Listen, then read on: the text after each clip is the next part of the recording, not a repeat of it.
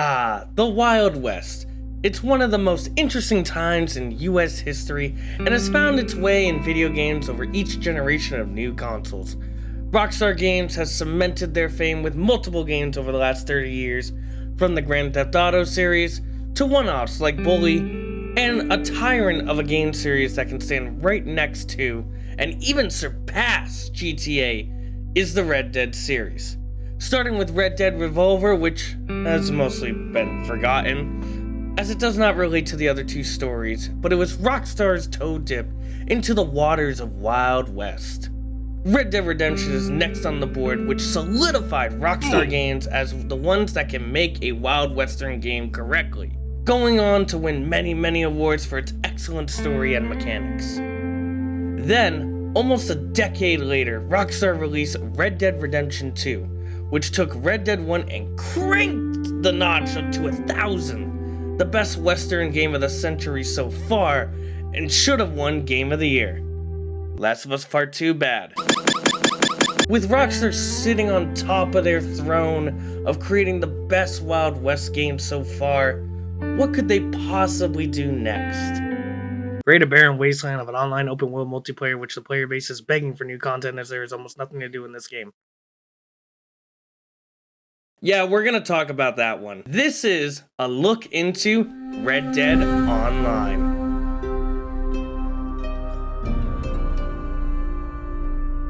Following the success of Red Dead Redemption 2, Rockstar announced that the beta for Red Dead Online would be coming out in November, 1 month after the original game came out as a free update.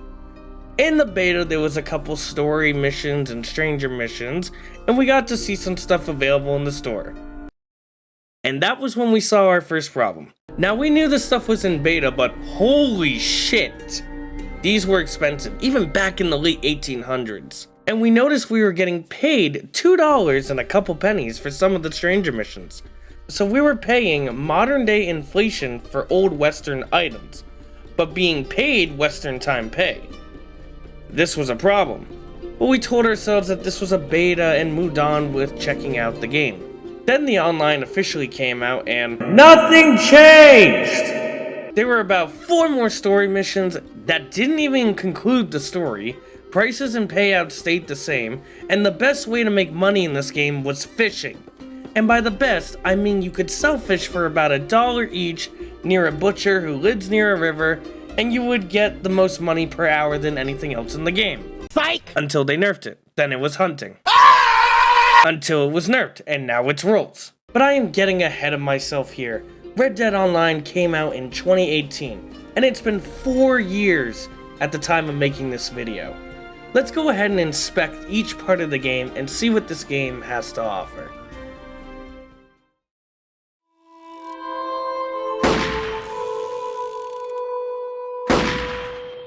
Red Dead Online's gameplay mechanics are the same as in Red Dead Redemption 2, but with some tweaks. For example, the reloading animations are sped up by about what I believe to be 100% compared to the story mode's reloads, which calls for some really janky and unrealistic reloads for the sake of it being viable in PvP multiplayer. I don't understand the reason for this, as we knew what we were getting into.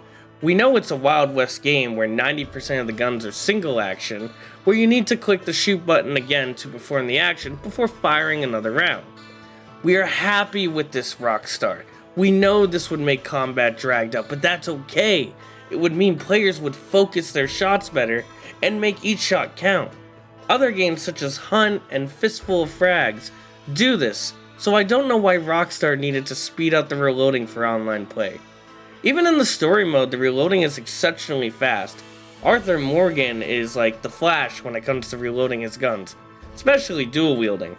Here's a video from Skallagrim, who goes into more detail about this if you want to check it out. Besides the reloading, the guns are beautiful and extremely accurate to the timeline. If you have played GTA Online, the gunplay is mostly the same, but with the added needing to perform the rechamber action before being able to fire again. Take cover and poke out and shoot using your Deadeye. In Red Dead Online, Deadeye works a little bit differently depending on abilities you choose. One thing for certain is Deadeye does not slow down online play like it does in story mode. You can have a version of Deadeye that you need to manually add on the shot, or you can do what 90% of the player base does and use Painted Black, and it will automatically tag the enemy. Other than that, and a few other abilities, the gameplay is a copy and paste from Red Dead 2's.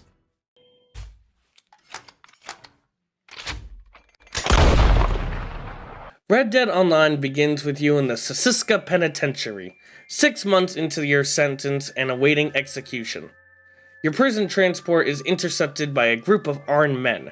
Their leader, Horley, escorts the player to his employer, the widow Jessica Leclerc, who reveals that the player was unfairly accused of murdering her husband Philip, who she suspects was actually killed by her business partners, Jeremiah Shaw, Amos, and Grace Lansing, and their outlaw accomplice, Teddy Brown, to take over the entire business. Jessica enlists the player's help in avenging Philip's death in exchange for proving their innocence and allows them to leave. What's awesome about this story is your honor level will have different changes in the story and will actually lock you out from certain missions depending on your honor. The story isn't actually that bad and I found it really enjoying, plus you get lots of money from doing it on your first time. Unfortunately, it has ended on a cliffhanger twice now, and we are currently waiting for an update to the story at the time of this video. We got a continuation of our silent protagonist story with the Moonshiner update, but we haven't heard from Jessica Leclerc in a while. Maybe she finally got over her husband's murder and losing her business and is now making a living in a quiet life somewhere far away with all her money. Or we are just waiting for Rockstar to figure out how to end the story.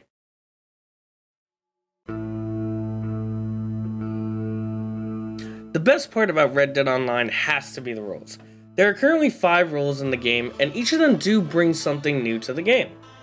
Except for Naturalist. Let's get that one out of the way real quick. Naturalist is hosted by this crazy animal lover lady who wants you to go out and hunt animals with sleep darts and collect samples of them. If you kill these animals, she gets mad at you and disappears, so you can't continue leveling up that role. Stupid as fuck. I don't care about this role, and it interferes with another role we'll get to. Now let's get to the good roles. Collector. Go around the map and collect valuables and cards from Madame Nazar. The collector role has been nerfed because this was literally the best way of making money, and kinda still is.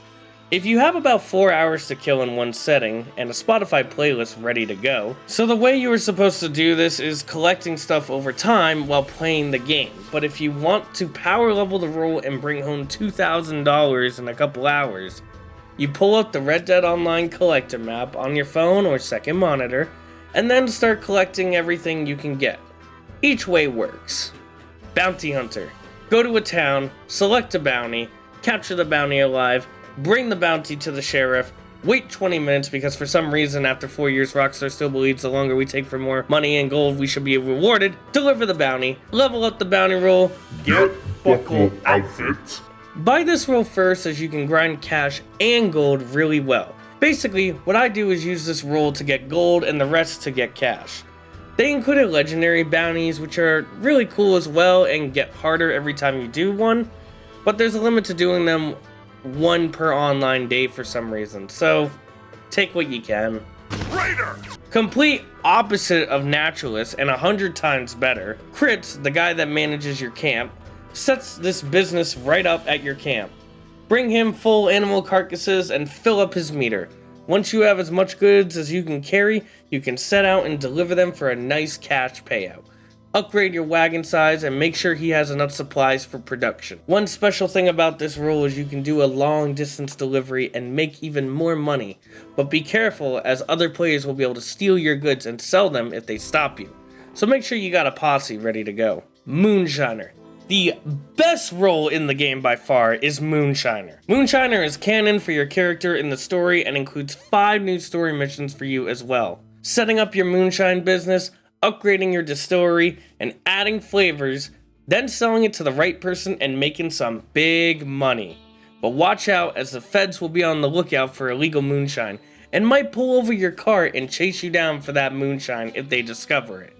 Once it's all set up and going, Moonshiner will easily make all the money back from investing in it as long as you are a little bit patient.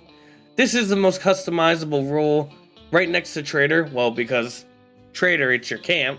It's always been customizable. You can add a freaking bar to your Moonshine Shack underground and hang out with the band, play with the band, serve other players in the server, dance, and get drunk. These roles add a real breath of fresh air to the game, and honestly, it makes me excited to see if they will make any more. I really want a rancher role where you can raise cattle, milk cows, hell, even shovel shit, like you do in the epilogue of Red Dead 2's story. Hopefully Rockstar keeps this going in the game.